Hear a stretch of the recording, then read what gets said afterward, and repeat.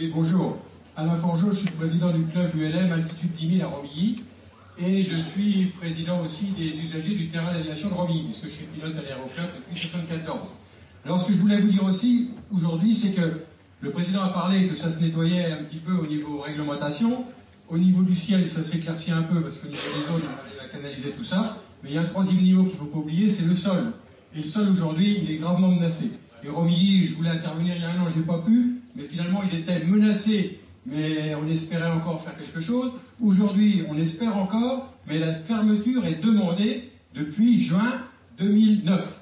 Donc théoriquement, on a 3 ans. Mais ça, c'est de la théorie. Le problème, c'est qu'aujourd'hui, je voudrais remercier tous ceux qui se battent avec nous, notamment la DGAC, parce qu'elle nous aide énormément, mais l'administration nous aide aussi, mais ils sont coincés, parce qu'en définitive, le problème, c'est que la loi, je dirais, scélérate, entre guillemets, de la restitution aux collectivités locales n'est pas suffisamment précise. Et le problème de fond, c'est qu'en définitive, s'ils avaient dit vous devez les reloger dans un rayon maximum de 15 km, le problème était clair. On nous reloge à 30, non, c'est trop loin. Et la DGAC dit niette.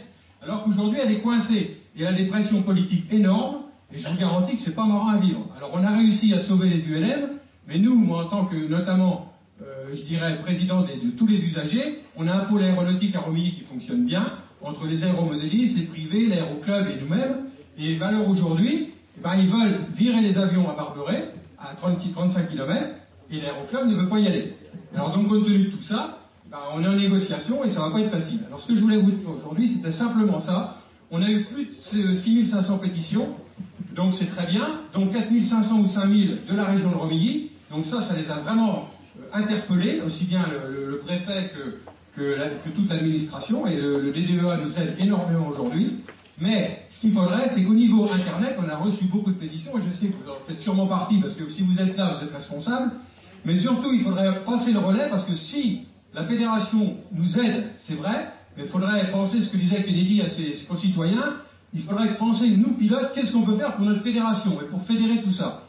C'est-à-dire, faites le relais, chers présidents et présidentes, autour de vos clubs, et faites renvoyer les pétitions. Il y en a pour 1 minute. Il y a Mézières, Charleville-Mézières qui est menacé, il y a Thionville qui est menacé. On répond, il y en a pour 1 minute à répondre, et je vous garantis que si on avait seulement la moitié, il y a 60 000 clubs en France, ou 55 000 avec la fédération aéronautique, je pense qu'il y en a plus de la moitié qu'à Internet, et s'il y avait seulement le 10e qui répondent, 1 sur 10, c'est quand même pas beaucoup, on aurait aujourd'hui 3000 pétitions.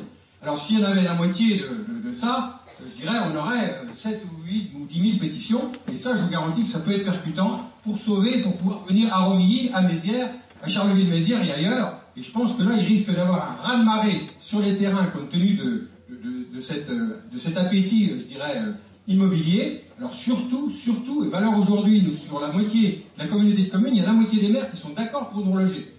Et donc le sous-préfet va les recevoir à la fin du mois de mars, et là la décision va être prise. Mais une fois que ça sera pris, ça sera trop tard. Alors si vous voulez sauver vos terrains, et ça peut vous arriver chez vous demain, tous ensemble, il faut qu'on réagisse vite et fort. Je vous remercie. Le micro à vous,